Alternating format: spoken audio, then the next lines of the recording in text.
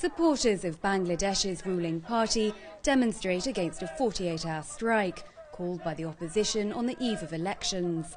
The Bangladesh Nationalist Party is boycotting the vote after Prime Minister Sheikh Hasina refused their request for a neutral administration to oversee it. The strike is the latest in a string of protests ahead of the disputed poll. This so-called election, this farcical election on the 5th of January is not in any way going to solve the problem.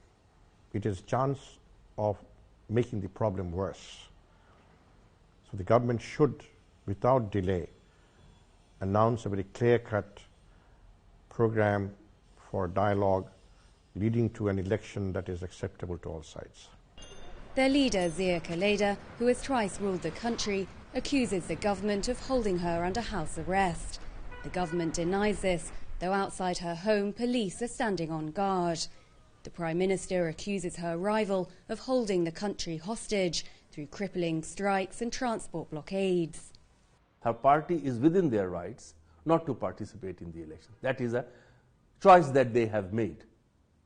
But it is not within their right to disrupt the election. It is not within their right to cause violence and mayhem. While ballot boxes are being prepared, the outcome of the vote is certain. Hasina and her allies have already won the majority of seats, as many will be uncontested. The US and the EU have refused to send election observers, casting further doubt on the credibility of the electoral process. I think their mindset is that somehow they want to perpetuate power and come to terms with the opposition at a time when they're very weak. And in the meantime, there are a lot of cost which the country has to pay, and the people has to pay the price for such a kind of act of the ruling party.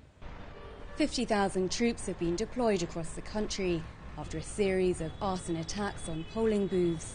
Around 150 people have been killed in election-related violence since October, and many fear Sunday's vote will spur new unrest.